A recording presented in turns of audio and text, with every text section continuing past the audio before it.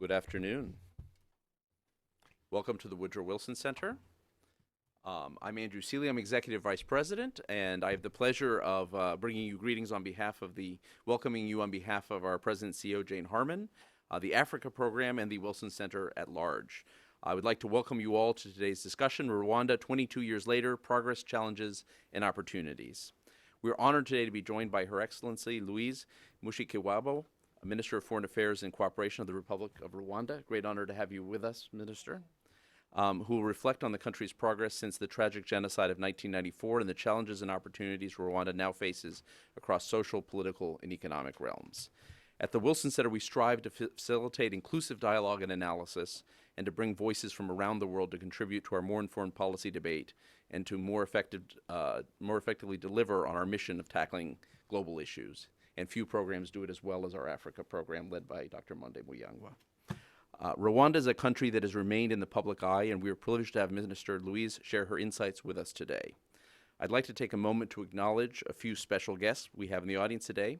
First and foremost, the Rwandan Ambassador to the United States, Mathilde Mukatabana. Great to have you here, Madam Ambassador. Always great to see you. Who went a long way to make this event happen today. I'd also like to thank our friends from the African Diplomatic Corps. I understand we have a few colleagues from the African Diplomatic Corps here and the various embassies represented here today, as well as those from various U.S. agencies. Welcome, and welcome to all of you. With that said, I will now turn the podium over to Dr. Monde Muyangwa, Director of the Wilson Center's Africa Program, to introduce our esteemed speaker and to conduct today's discussion. Dr. Muyangwa. Thank you. Thank you, Dr. Selly, for those welcome remarks, and I want to join him in wishing you a good afternoon, ladies and gentlemen, and also in welcoming you to this discussion today on Rwanda, 20 years later, progress, challenges, and opportunities. I really thank you for finding the time to join us here this afternoon. I promise you, you won't be disappointed. I've had the minister speak, and she is very candid, very engaging, and so I hope we're going to have a real dialogue this afternoon. Now, I know that we have a number of people who are following the webcast as well on Twitter, and I welcome you as well. You may follow live tweets of today's event by following the Africa Program's Twitter account at Africa Up Close, and you may contribute to the conversation on Twitter using hashtag @Rwanda22years. Also, if you have questions during the Q&A portion of the presentation this afternoon, please feel free to tweet them to @AfricaUpClose. Let me quickly set the scene for today's event. As we all know, in 1994, Rwanda was engulfed in a horrific genocide in which an estimated 800,000 people, or 10% of the population, was killed. That genocide is etched in our memories for a number of reasons, particularly its brutality and sheer devastation, both seen and unseen, as well as for the failures of the international community to intervene to stop the genocide. In the aftermath of the genocide, a key question was, how does a country cope at the individual and collective levels with the trauma of genocide? And how do you rebuild a country after such wide-scale and deep devastation? Yet this is exactly what Rwanda has sought to do. And 22 years after the genocide, Rwanda has made significant progress in a number of areas. Its economic success story has been widely hailed. This includes the impressive economic growth rates, its handling of the scourge of corruption, which, as we know, in so many countries, both African and more globally, undermines the development and well-being of ordinary citizens. And today, Rwanda is ranked number 44 in the world on Transparency International's 2015 Corruption Perceptions Index, while for comparison's sake, the United States is ranked 16th. Rwanda is ranked 3rd overall in Africa on the same scale. Its efforts and contributions to regional economic cooperation and integration in the East African community are similarly lauded. Rwanda has also been lauded for its contributions to peacekeeping. And today, Rwanda is ranked number 5 in the world for the largest troop contributor to UN peacekeeping missions, with more than 6,000 personnel deployed. Perhaps informed by its own history, it is notable that Rwanda was one of the first African countries to respond with peacekeepers to try to prevent the genocide in Darfur. Another area of progress where Rwanda is ranked first in the world, not just in Africa, is that of inclusion of women in political governance. And I'm sure we'll hear more about this from the minister. It is also important to note that Rwanda has been a key partner of the United States, particularly on the security and economic fronts. However, even as Rwanda's achievements and successes over the last 22 years are applauded and celebrated, as they should be, some are now voicing concerns about key issues related to governance and to the volatile security situation in the broader Great Lakes region and Rwanda's role in that region. On the governance front in particular, concern has been raised in relation to what some see as the closing political space in Rwanda, a concern that was heightened by the recent decision to extend President Kagame's rule for a third term. Today's event provides an important forum to discuss these issues as well as other issues that the minister might want to share with us, to hear about Rwanda's vision for itself, how it rebuilt and transformed itself from the depths and despair of genocide, to identify and discuss key areas of progress as well as challenges and opportunities for Rwanda at the national, regional, and international levels in the economic, political, and social spheres. As I mentioned earlier, I can think of no better person to address these issues than our speaker for today. Minister Louise Mushikiwabo is Rwanda's Minister of Foreign Affairs and Cooperation, a position that she has held since 2009. She also serves as a spokesperson for the Rwandan government. Prior to this, she served as a Minister of Information and also as a Public Relations Executive. She's the author of Rwanda Means the Universe, an intergenerational socio-historical memoir, and she has authored many articles and comments frequently in the media on Rwandan issues. She's also the recipient of the 2004 Outstanding Humanitarian Award from American,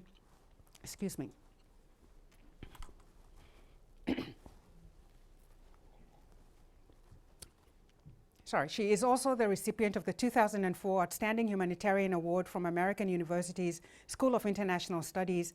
She holds degrees in languages and interpretation from the University of Delaware. As I mentioned earlier, I had the pleasure of hearing her speak in Ethiopia about 10 days ago, and I was absolutely enthralled. She's a fantastic speaker. She is direct. She is candid. Her grasp of the issues is just wonderful.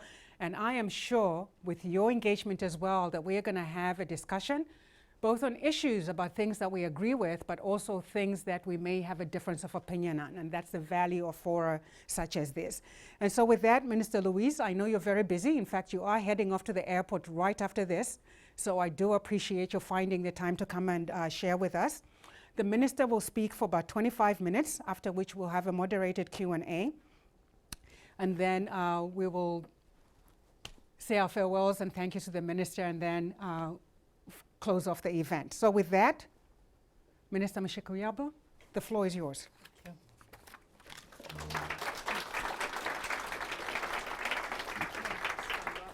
Thank you. You can. Thank you. I'll move your water up there too. Thank you.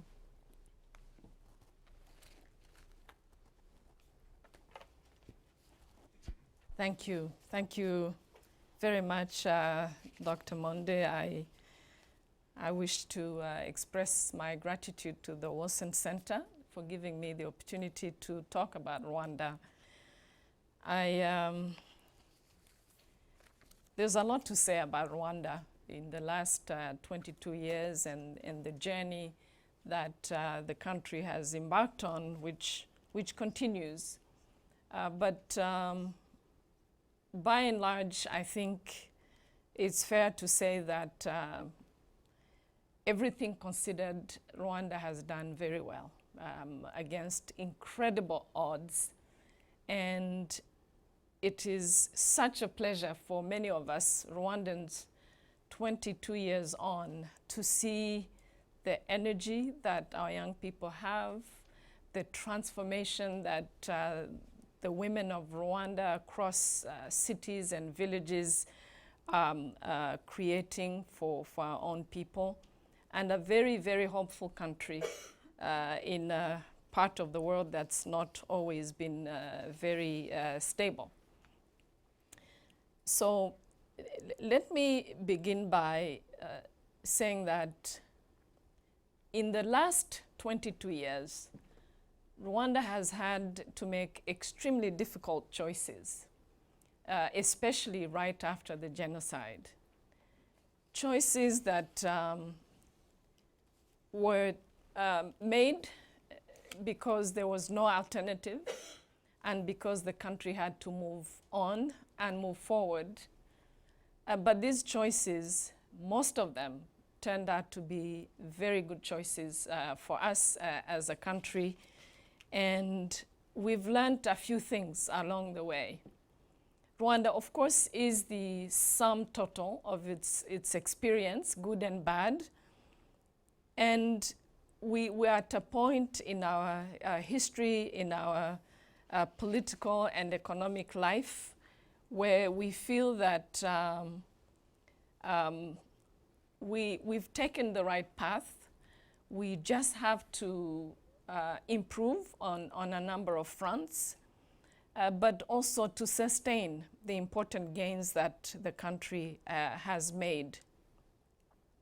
So from early on, Rwandans had to talk to one another. We have created a process of dialogue that ended up being enshrined in our constitution. We have every year a national dialogue forum where leaders and citizens and Rwandans who live abroad and sometimes invited friends, we sit down every end of the year and talk about the state of our nation, what we are doing well, what we could improve on, and allow especially our citizens to participate and ask questions and many times call the leaders to account. So I mentioned this spirit of dialogue because it's been a lifesaver for Rwanda.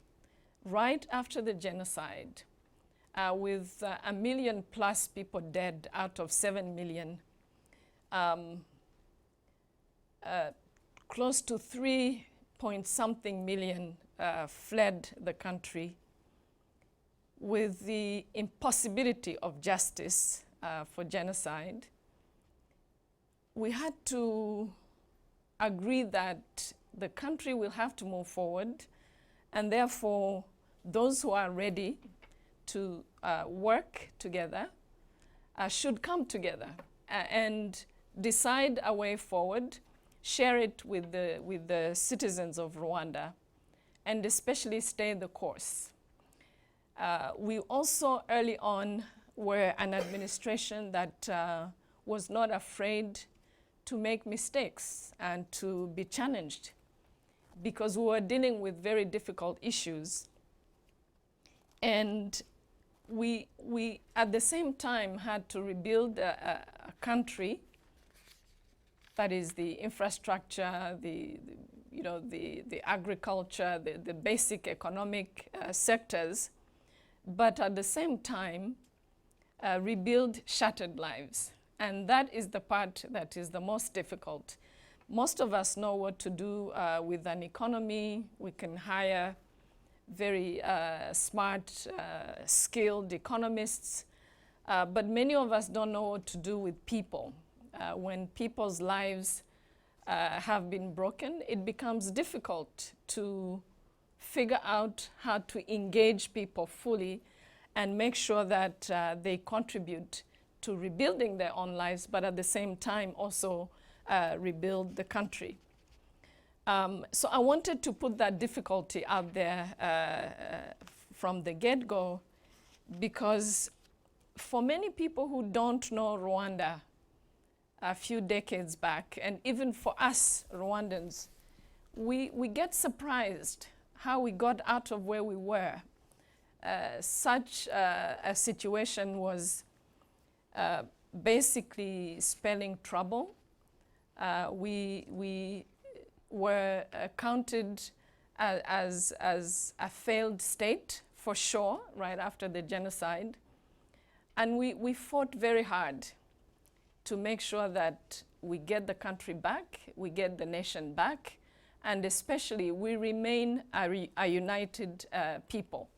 So in some of the original texts of Rwanda's laws and various important official documents, the word unity came up so many times. Over time, as we became a more united and hopeful country, we kind of started concentrating on other aspects of our lives. But from the difficulty of history, we had to make choices. As I said, the first one was security, to make sure that we create a safe environment for the people of Rwanda, but create security for our nation and for our neighborhood. The second choice we had to make was to remain together, to remain united. A very, very difficult task. Bringing to justice perpetrators of the genocide, but at the same time reconciling the people of Rwanda so that we could move together as a nation. Justice and reconciliation are not contradictory, but they're very difficult to juxtapose and to advance on both fronts. So we've had a sort of give and take on both justice and reconciliation. And let me say that reconciliation, when you're speaking as a politician and a government official, it sounds easy, it sounds doable, and it is doable, but reconciliation, especially after genocide, is a very difficult proposition.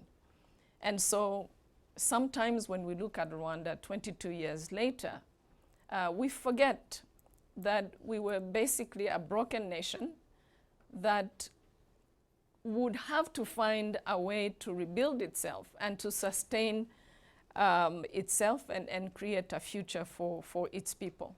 So we wanted to be united. It was a deliberate choice, and we, in the process of dialogue that I've mentioned, canvassed the thinking across the country, and we heard it many, many times. The people of Rwanda across those hills, those 1,000 hills, were telling us, we don't want division. Whatever you politicians do in Kigali, keep us united. Find a way for us to come together as a nation. From there, we had to also find a way to open up the country. So we made the choice of openness and integration into our area, into our region. Rwanda, as you know, sits very nicely and perhaps strategically between English-speaking East Africa and French-speaking Central Africa. So the people of Rwanda were very conscious of the benefits of not being isolated and opening up our borders, opening up our minds, because that was also important.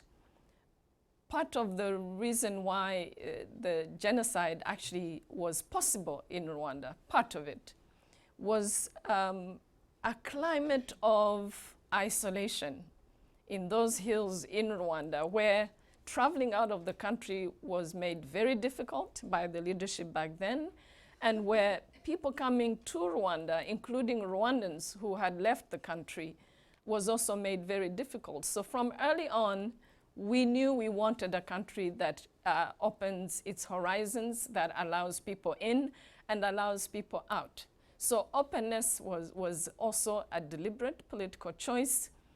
And we started implementing a number of policies and created legal platforms that would allow us, a landlocked country in the middle of the continent, to give access to other people, to allow people to visit, to do business, but also allow Rwandans to go out of the country, shop for know-how, shop for education, shop for technology, and all other good things that we thought our people needed. Politically, Dr. Monde mentioned the advancement of women in Rwanda. We wanted from the beginning a country that gives women their right value. And it was partly to right what was wrong in our history, women being left behind, women being neglected, women not being given the same opportunities for education. So it was also a very deliberate political choice. President Kagame often says that leaving aside more than half of your population is not smart politics. So that was the case, but it was also the recognition that Rwandans had of the importance of women in our society. In fact, many of the other choices, I'll talk about homegrown solutions in a minute, that we wanted to explore, we went back to our tradition and our culture and our practices of the old days before colonial times, and dug deep into the beliefs of back then, brought them back to the situation of the 90s at the time, modernized the practices a little bit, sometimes injected a bit of law, modern law, a bit of finance, modern finance, and used those practices to help society recover and also get rid of poverty. So politically, we wanted to remain united. We wanted to open our horizons. We wanted to invite people to come and travel and invest and live and work in our country. Economically, we made the choice of being an ambitious country. Not an easy thing when the economy had been shattered and with the natural barriers that we have as a country, such as being landlocked, the scarcity of resources. But we believed from the beginning that our best resource was our people, the people of Rwanda. Hence, the heavy investment Rwanda has put into education and health. And it has paid off. Today, more than 24% of our budget goes to health and education. Today, more than 94% of Rwandans have basic health coverage. And the enrollment of young people in schools has been unprecedented. We have invested heavily in technology. I'll talk about technology in a minute as well.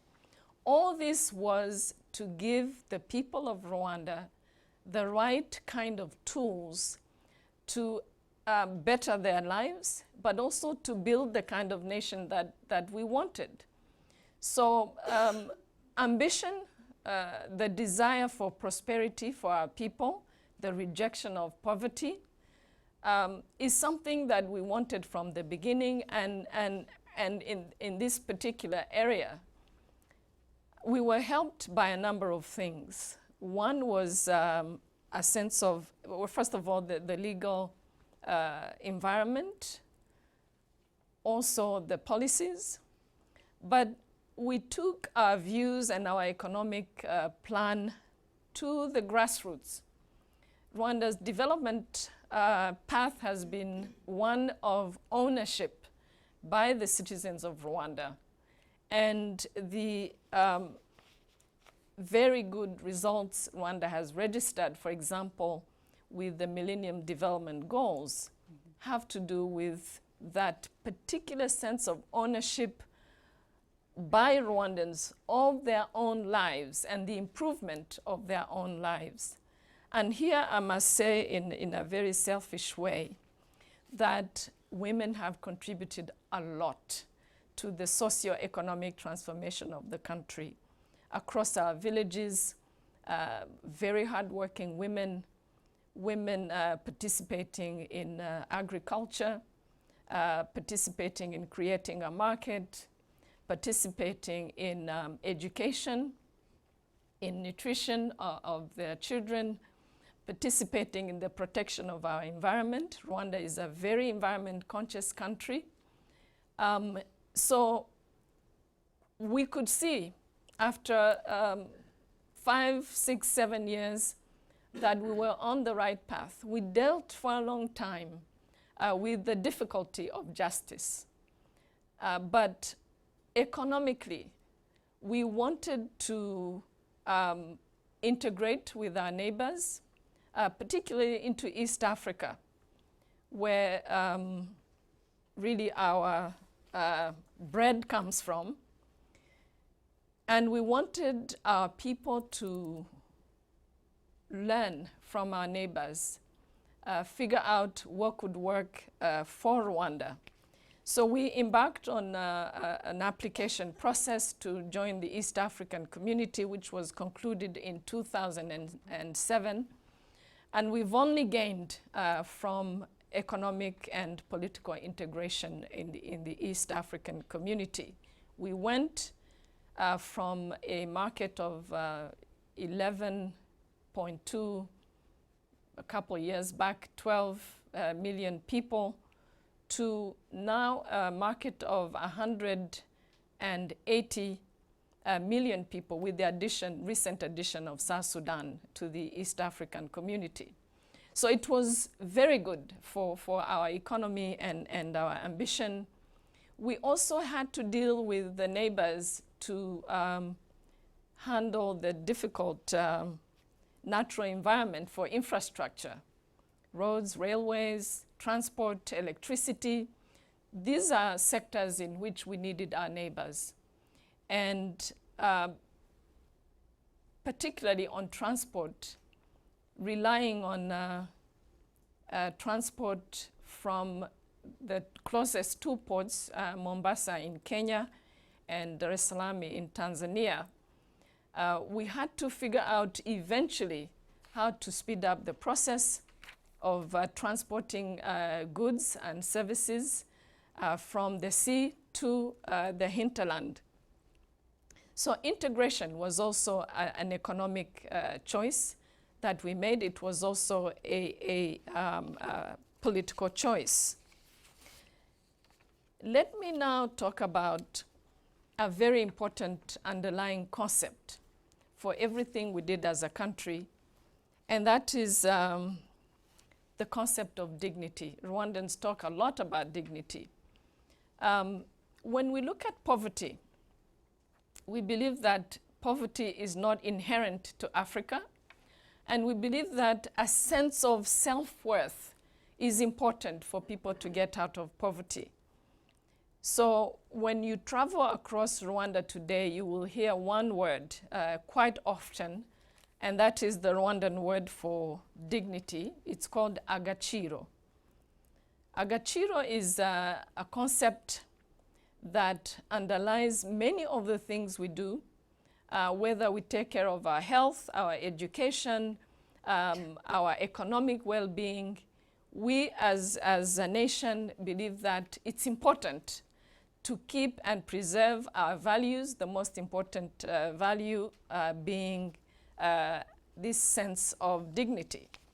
In fact, we have recently created a sort of sovereign fund called Agaciro Fund, which has received contributions from Rwandans, big and small, wealthy and poor, to bring us this sense of a level of self-reliance.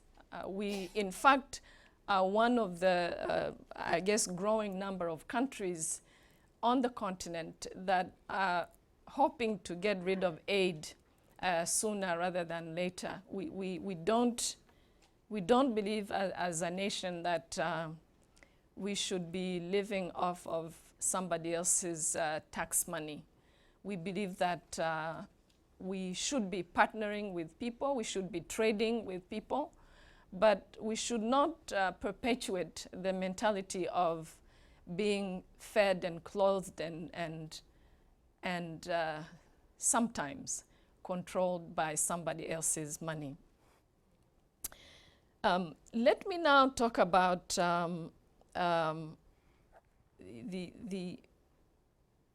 this sense of neighborliness. When I talk about integration into East Africa and Central Africa, so Rwanda is a member of the East African community, and Rwanda is also a member of the Economic Community of Central African States.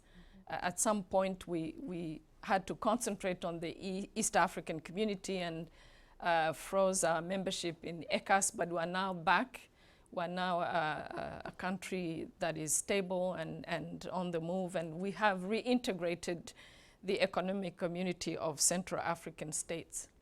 We believe that Africans cannot trade with one another, work with one another, confront some of the security issues that not just the continent but the world faces without working together. So we are a country that strongly believes in cooperation. We've benefited as a country from exchange of information, exchange of intelligence, support from our neighbors. So we always feel that as a continent, we Rwanda feel that as a continent we need to do more to know each other better. We feel that some of the difficulties we face as a continent, particularly in the area of integration, have to do with lack of knowledge of each other. So what we wanted to do as a country in that strategic decision of openness was to allow Africans to travel to Rwanda without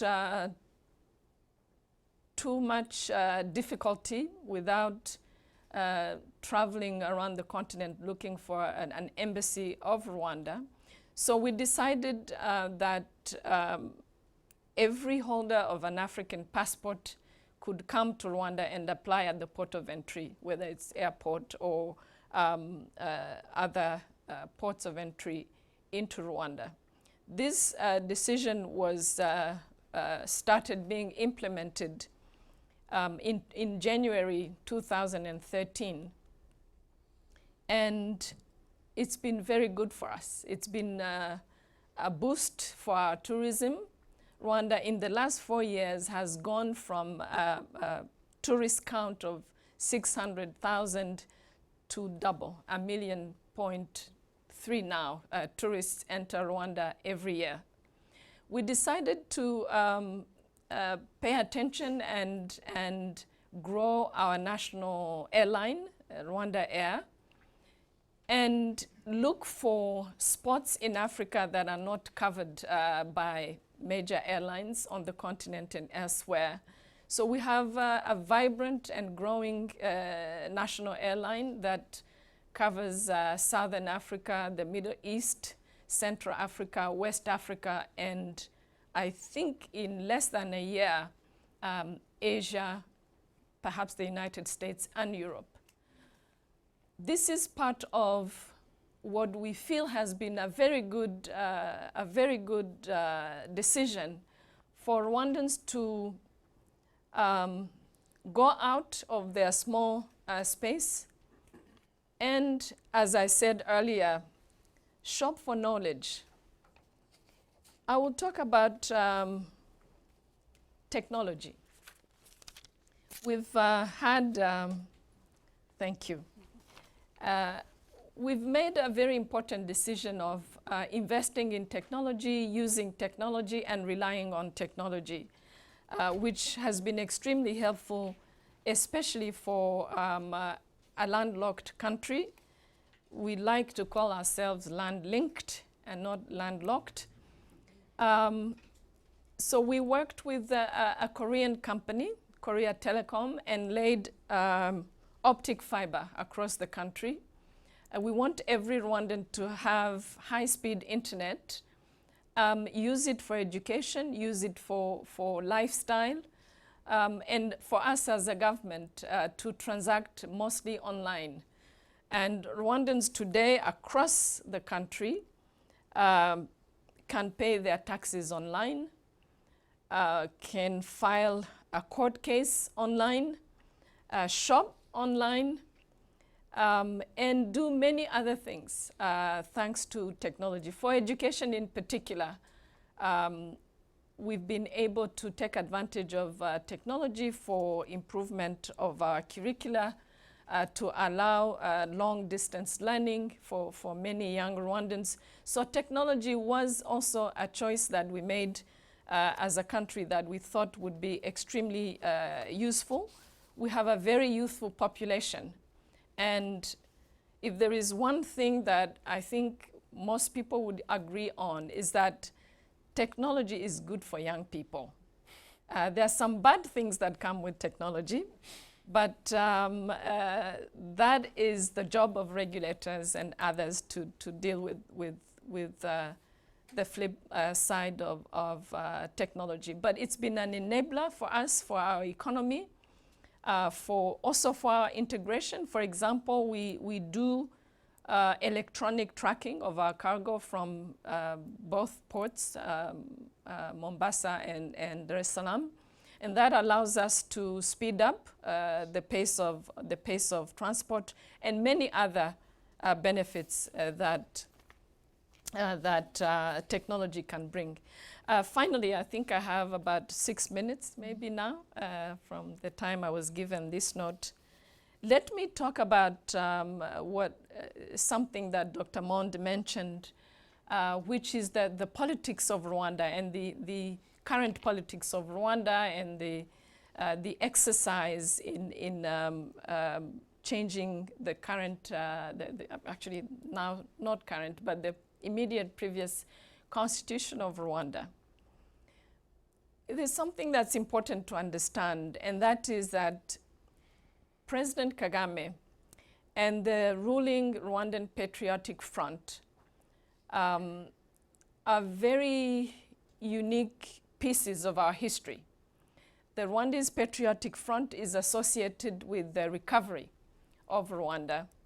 The many good policies that have seen our country through the difficulties and put Rwanda on the path where it is are very much associated both with the ruling party and President Kagame. So we've been working with very high speed on a number of fronts. And we've reached a point in our politics where we feel we need to slow down and think about the future. What is the future of Rwanda going to look like with a different leader? And so that's where we are. That's the stage where we are today.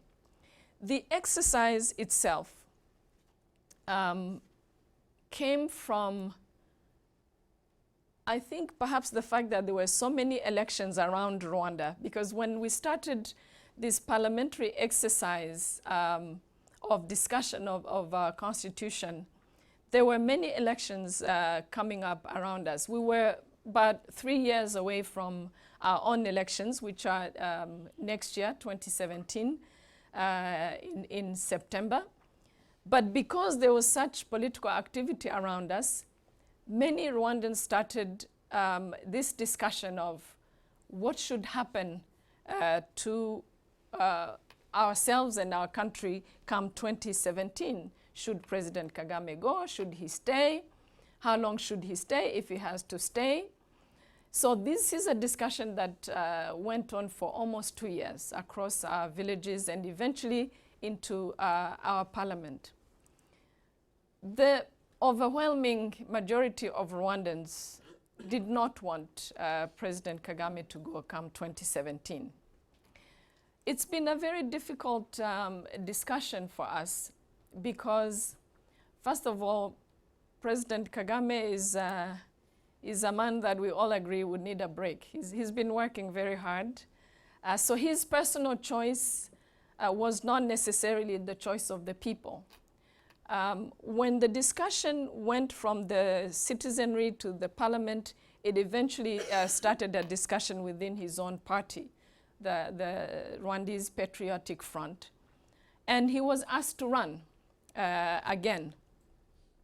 So what he did was to respond to, I would say, a sort of homegrown request for President Kagame to stay on so that we figure out together where the country goes from here, from next year. Where I think it's important for, I was going to say non-Rwandans, but also some Rwandans to understand is that these are not decisions of coming and going. These are decisions of where we are and the kind of future that we want. So these have been extremely difficult discussions, not as light and caricatured as we have seen, particularly in the media. That happens a lot with Africa, by the way. And comparisons of countries, such president in this country is trying to stay for life. Every African country has its own situation. Rwanda does, our neighbors do. But what is clear for the part of Rwanda is that Rwandans have been thinking about this very seriously, and they have been debating this. Some Rwandans disagree. They think President Kagame has done very well and he should be taking a break come 2017 September. But many, many more Rwandans think that it's not time yet, that we need time to actually think about this and think about our future. So that's what's been happening in Rwanda. Some countries, some people in the media disagree, and that is fine with us. We think that these are important decisions, that are sovereign decisions, and we don't necessarily have to agree on such important matters, but on any other matter that countries and people make. So perhaps to close, let me say that we've learned a few things as a country in the last 22 years. One is that positive change is possible. Two, positive change is extremely difficult. Managing people after a tragedy such as genocide is a near impossible task. But we've learned, I think especially, that in all of us, there is a fiber of resilience and strength that all of us have. What we think has been extremely helpful to us as a country is that we talked and we discussed and we made these choices, knowing that some of these choices were not going to be easy, they were not going to be not easily implementable, but that we were going to stick to them and stay the course. So if I can just conclude by saying that many of the things that have worked for Rwanda are not necessarily easy to duplicate or apply elsewhere, because every country has its own situation. But we've learned a few things that we think can be helpful, and we've been sharing with some of the other countries on the continent that have undertaken their own reconstruction. I'm thinking of countries such as the Central African Republic, countries such as South Sudan that we are working with, and now also part of the East African bloc. We've, through our peacekeeping operations especially, been working with the populations in different parts of Africa and the world, including Haiti, Liberia. We've had very good interaction, particularly between our army and some of these countries post-conflict, or some of the countries in reconstruction, especially through the sharing of experience, which created a level of trust between our troops and the local people that have been extremely helpful. So I thank you for listening to me, and I look forward to your questions.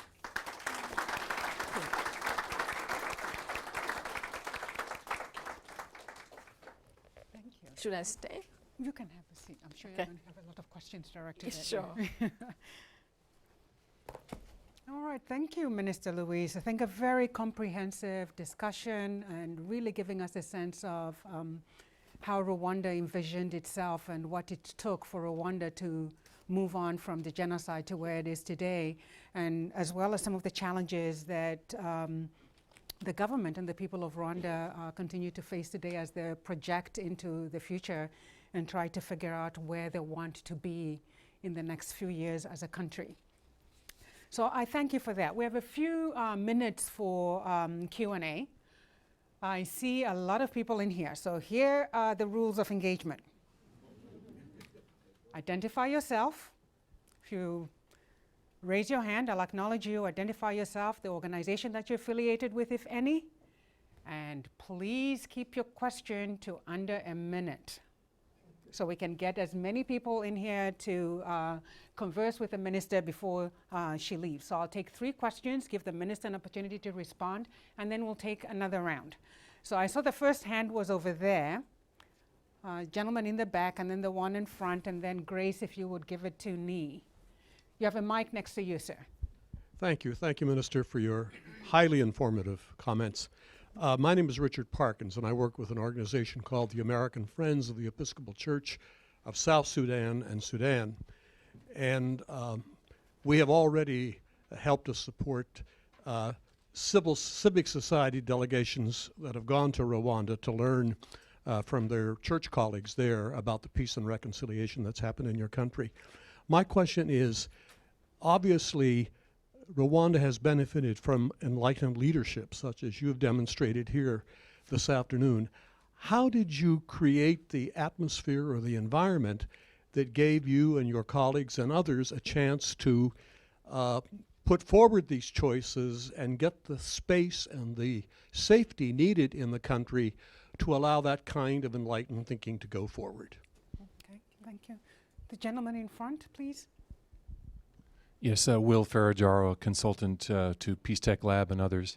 Madam Minister, good to see you. My question relates to, first of all, thank you for the comprehensive overview. It's important to hear that. Many friends of Rwanda are concerned about the issue of political space within the country. You talked about the 22 years. There have been many allies of yours, of the presidents of the RPF, who have left the country. I'd like you to address that, particularly for this audience. In particular, specifically an issue that's of concern to me is the role of media and the work with journalists and so on. You're obviously familiar with the book Bad News and other exposés about the role of freedom of expression in your country, so I'd welcome your addressing that. And again, thank you. Thank you very much. I want to add my thanks for making the time to engage this audience and the rest of Washington. My name is Nee Akwete. I work with the African Immigrants Caucus. I have lived in this city for near 40 years, and I work on U.S. policy engagement with other African countries. I have been a critic of your government. Given the time limit, let me just say, I look at Washington is a close friend of Kigali, and yet Washington officials have criticized the referendum. President Obama has spoken in Addis against leaders staying too long. The Assistant Secretary has testified that Rwanda is indeed meddling in Burundi. And then there have been charges that critics of of your government have been threatened outside the country. So my question is, why would your friends say that? It's not coming from me, it's coming from friends like Washington, the UK, and The Economist.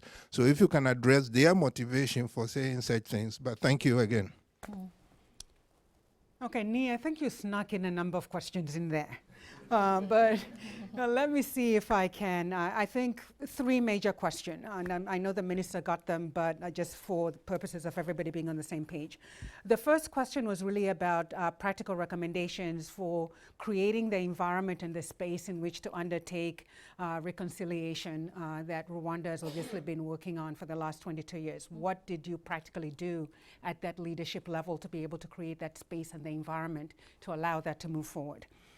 The second question has to do with this concern about political space, and specifically asking about the human rights dimension of it, particularly as it relates to the media. But I think a second component of it had to do with, in the 22 years since the RPF stopped the genocide in Rwanda, the fallout that many perceive within the RPF itself, to where some people are now on the outside and they no longer share that vision that President Kagame may be projecting from within the RPF and from within Rwanda.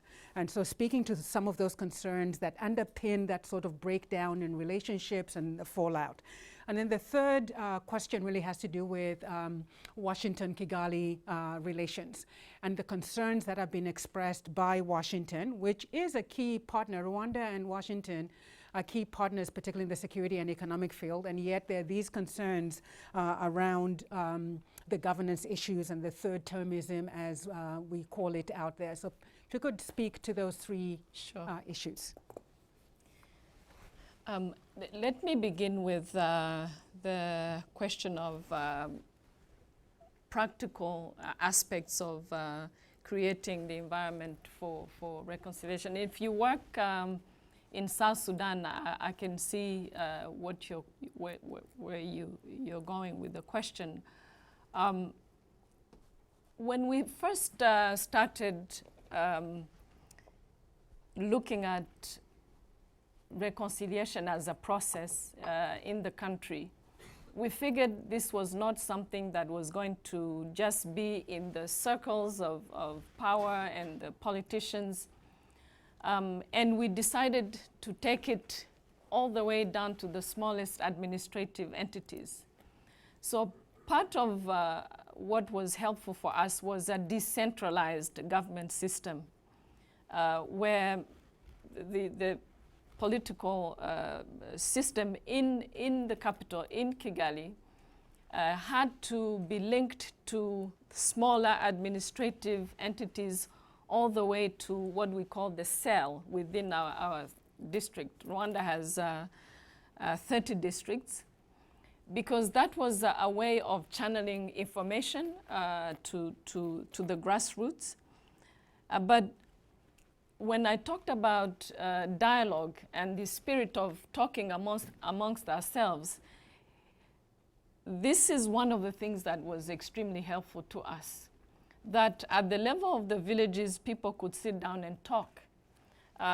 In fact, as you might know, one of our justice systems that has helped us handle so many cases related to genocide was this what I would call justice on the grass, or gachacha.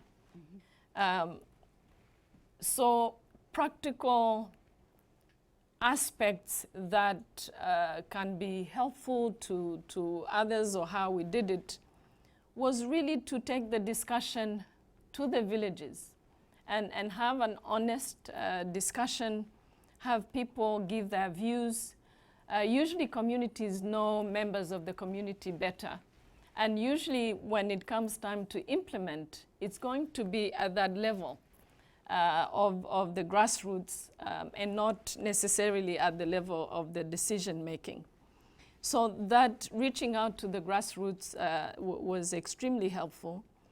But for many things related to reconciliation also, we put in place a structure, the National Unity and Reconciliation Commission, which is still in place today, that would make it a full-time job to go across the country to pick up the experience of the discussion on reconciliation. And as time goes by now, this Unity and Reconciliation Commission does more research, in matters of reconciliation, also shares experience with other countries. We've had our Unity and Reconciliation Commission talk to the people of the Central African Republic, for example. So with time, and as the country came together, we phased out, so to speak, the activity and started looking at social patterns, at the way people live with one another in our communities. So the rest will have to be very particular to the countries and how they are organized, but definitely grassroots, dialogue, ongoing discussion, because you always have to adjust. Reconciliation is not an easy thing. Mm-hmm. It's a process, and many times it's not national, it's personal. So it really takes that judging and adjusting as time goes. On this whole political space matter, two things. Every political system can be critiqued and criticized. There is no question about it. I think for Rwanda, there's always a tendency to oppose the economic success versus the aspect of liberties and rights. And you have seen that many of us in Rwanda disagree with that, because we don't believe any country can actually move forward and succeed and empower its people without this aspect of space and allowing people to have a say in the manner in which they are governed. But secondly, I think that sometimes our political choices are not necessarily understood, which brings almost a way of evaluating Rwanda on a system Rwanda has not chosen. So for example, in our political system, we decided to go by consensus. We decided that for the foreseeable future, we were going to govern by consensus, not by confrontation. And so lack of confrontation in politics sometimes is interpreted as a lack of political activity or political space. That's also, I think, clearly the issue in Rwanda. When I mentioned a very powerful, a very historic ruling party in Rwanda. Because of the process of consensus that was decided in Rwanda, our ruling party in Rwanda does not take more than 50% of seats in parliament, even though this is a party that most likely gets the longest list of elected delegates for the parliament, because we wanted in our political system to share and spread a bit of the power. So when the ruling party gets to 50%, the list is closed and the other 50% has to be shared with other political formations. There has to be space for youth, there has to be space for women. So these are choices we made clearly. Some people think it's not democratic for a party that's been elected to share some of its seats in parliament. But for us, it was a way of giving a bit of power to more than one political party, no matter how powerful the political party is. We also agreed, for example, that the president and the prime minister and the speaker of parliament should not come from the same political family, the same political formation, as a way of allowing people with different views in politics and different political families to govern the country together. So when we have a coalition of parties that doesn't go and fight it out, it's automatically interpreted as, something is wrong in Rwanda. Nobody can speak up, so I wanted to give that because that's the background to our politics. So if you look at most of the concerns in the politics of Rwanda, they have to do with not necessarily our system of government, the system of government that maybe other countries have and they have chosen and they have decided. And so there's always a disagreement and discrepancy between what even some of our best friends perceive is the way democracy should work in Rwanda and the way we Rwandans think our democracy should work. So that, you know, there's a debate there that I think would be interesting perhaps for the Wilson Center to pick up. I like that. On the media,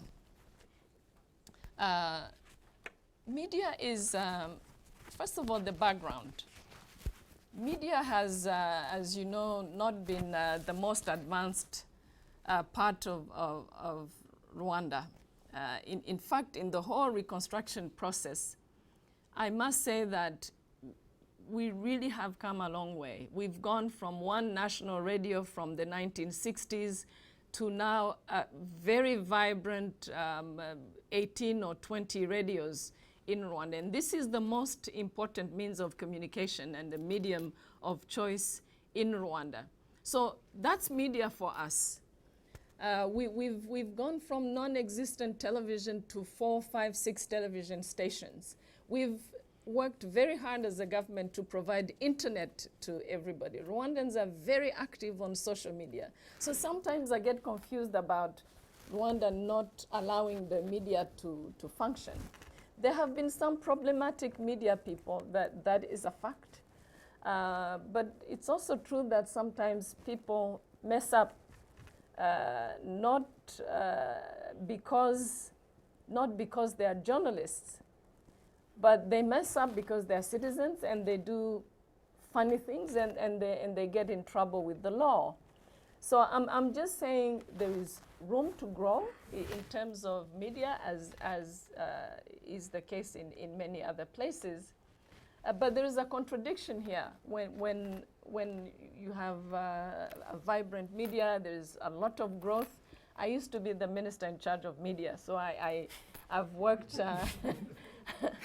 I've worked on the new Rwandan media law. I was part of the discussions on self-regulation and so forth. So I think there is a bit of a narrative on Rwanda that just refuses to go away on these matters. On the Washington-Kigali relationship, honestly, I'm not too worried. I'm the foreign minister of Rwanda, therefore I'm the manager of the relationship of Rwanda with many countries. You know, if Washington thinks the constitutional changes in Rwanda and the referendum were not democratic or are not the way to go, I mean, we feel bad about it, but that's our choice. So, you know, in any relationship, you disagree sometimes. Sometimes you spend, you know, several weeks without talking to one another. It happens everywhere. But eventually, you know, you get to sit and discuss these issues. These are very critical decisions for Rwanda that, you know, the way Rwandans want their future to be, who they want to be led by, is not something we would outsource, even to our best friends.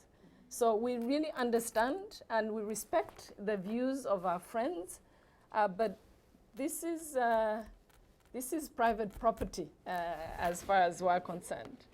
So, and I think there is no reason for anybody, our friends in particular, to worry about Rwanda's political course. I think we've proven that we're a mature country, that you know, we have challenges. We will continue to have challenges, but we're not reckless politicians, and we, especially, I think, have given our people, our citizens, the space to express themselves, and that's really what should matter. With your permission, Madam Minister, can I take another round of 3 questions, and then I know you have to leave. Would that be okay? Because there are a lot of people who want to engage with you. Thank you. I also missed out on one question which had to do with the perceived spoiler role that Rwanda is playing within the volatile Great Lakes region. And I think we can get back to that one. But let me quickly take, you have 30 seconds now, right? So let me quickly take 3 more questions, and then the minister will close us off with answers to those questions and any other last message you might want to give I'm with not us. sure my mic is on. Oh, it's not? Is her mic on? It is Okay, on? it is. Okay, good. Sure. Yes, sir. Good afternoon, Honorable Minister. Hello, Ken. So I first wanted to start by saying that you didn't quite point this out, but Rwanda is maybe the most beautiful spot on earth. It is a remarkably beautiful place. And that's juxtaposed with the fact that the genocide was savage and inhuman, and although we acknowledge it, it doesn't really do justice to the tear in the fabric that took place in Rwanda 22 years ago this month.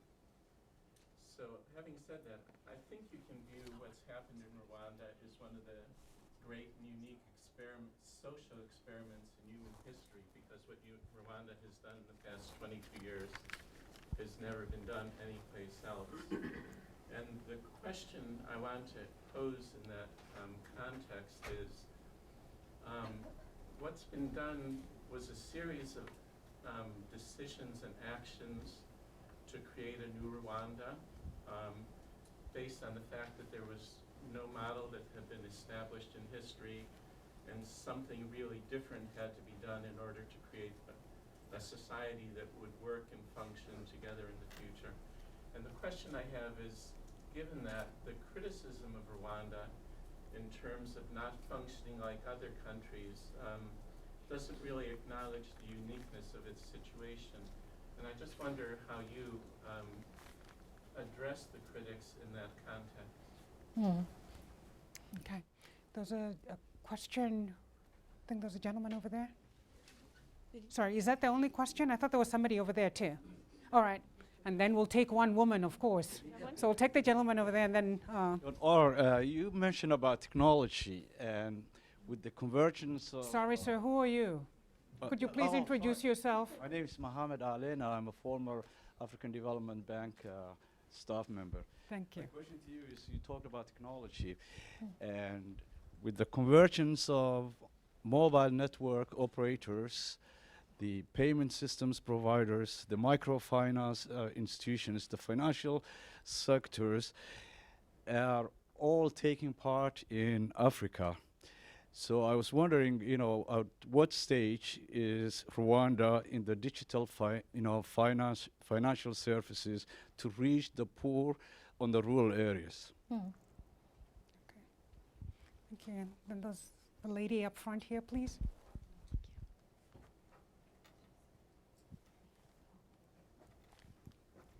Hi, my name is Janet I'm the research manager at the China Africa Research Initiative at Johns Hopkins SAIS.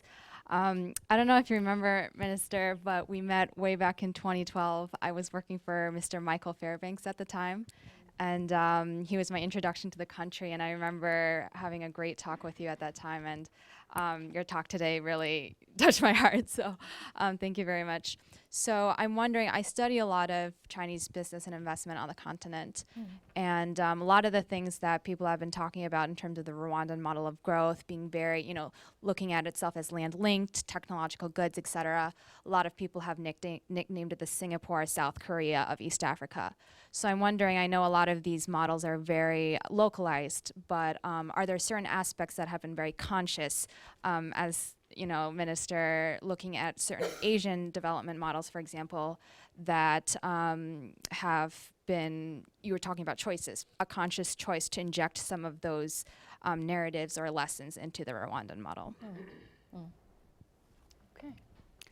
All right, so the question about the template or lack thereof and what that has meant for Rwanda, the question about technology and how you're using that to bridge the rural-urban divide that plagues many, many countries on the continent, and the Singapore model and the Asian model and how that has been translated to fit into an African context.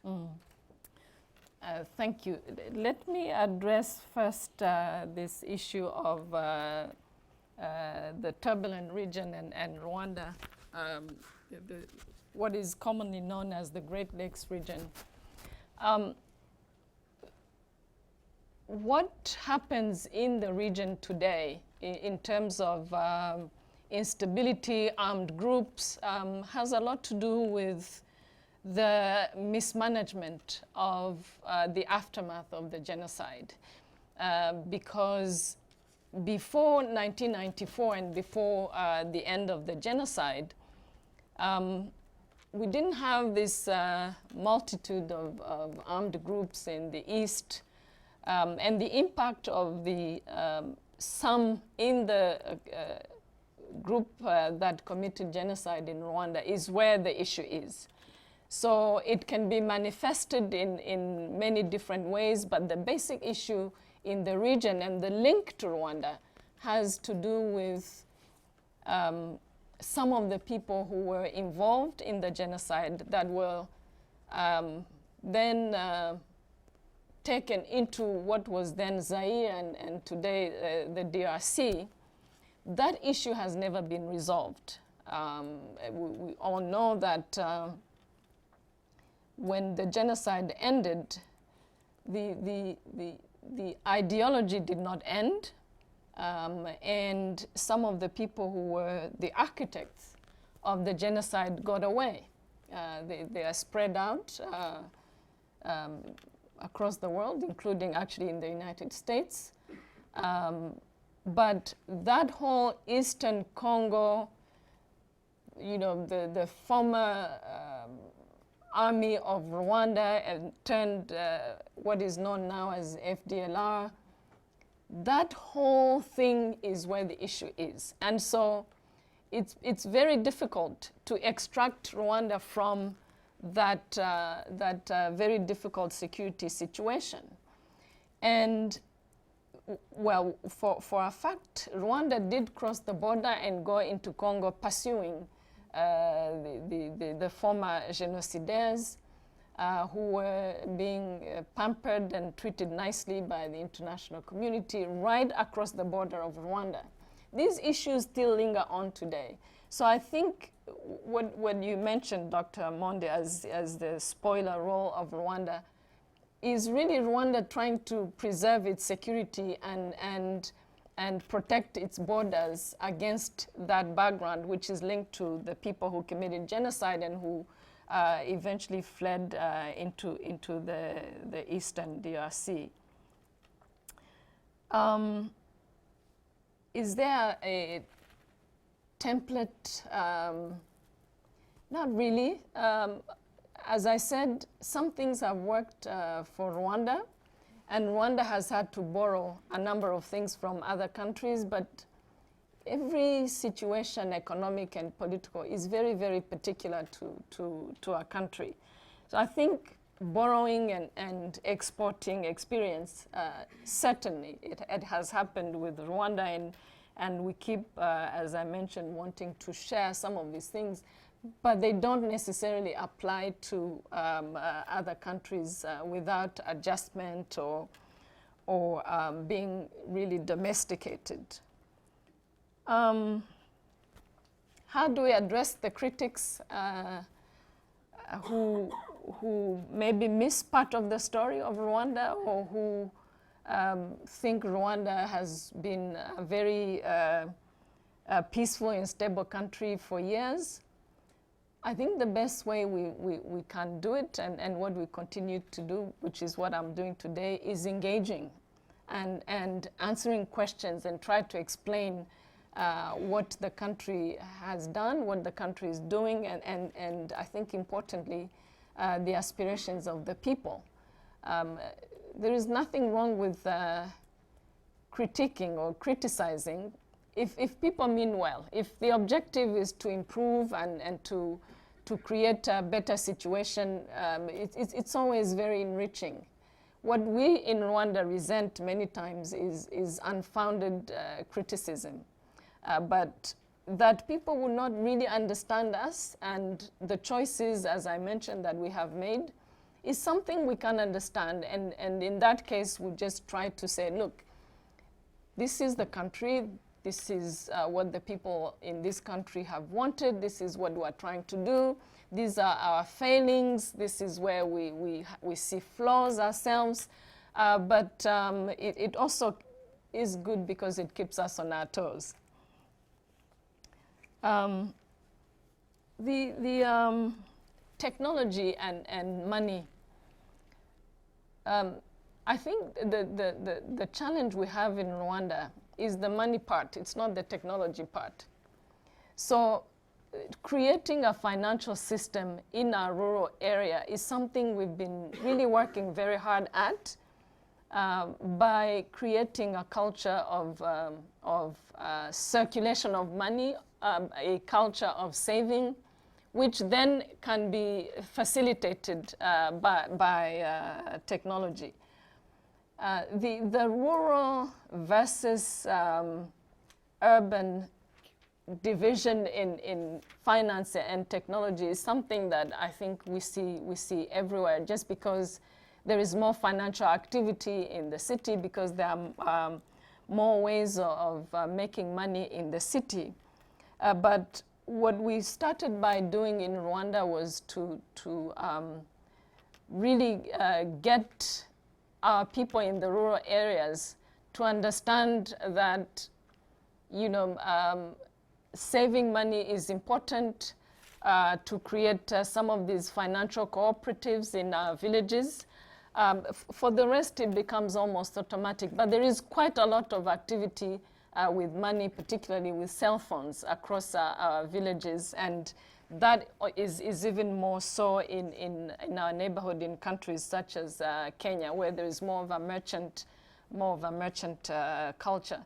So yes, that divide is there, but you know, we keep working at it.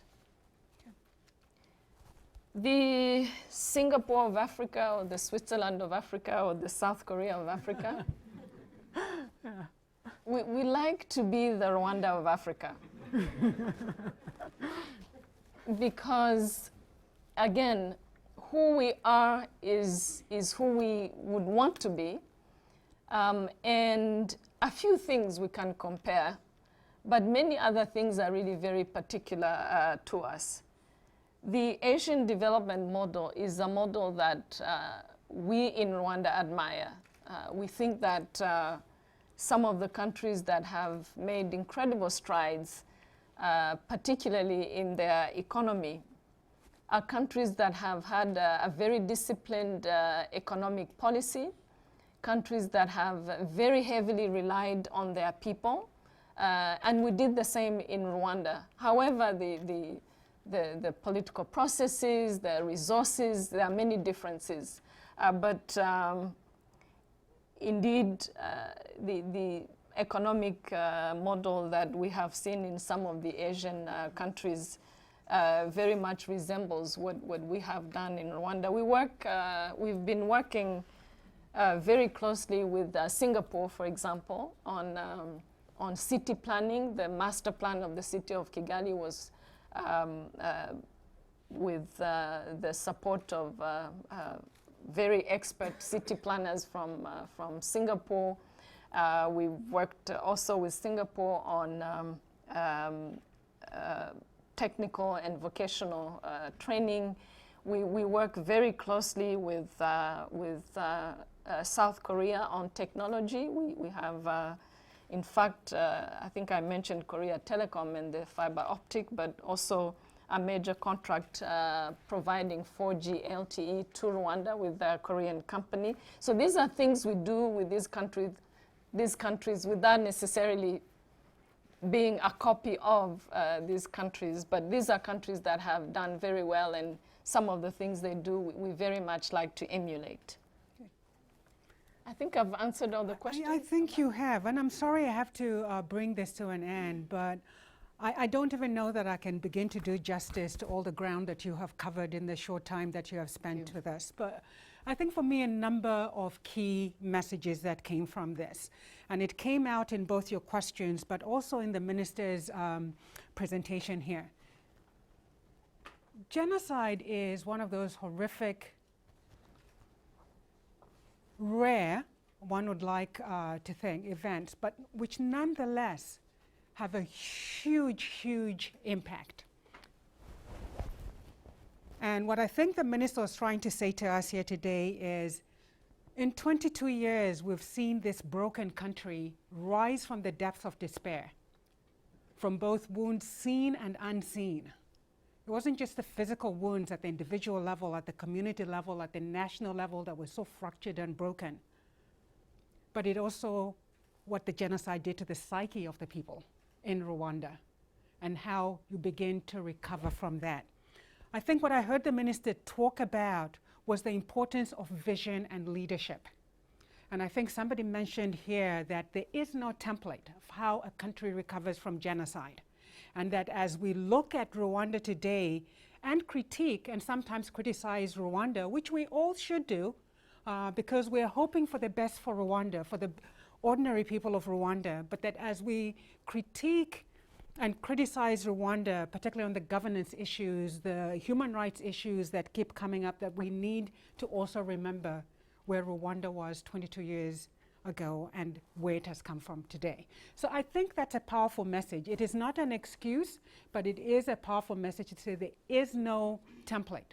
The two genocides or the three genocides as I can think of today are the Armenian genocide, the genocide in Darfur, the genocide in Rwanda.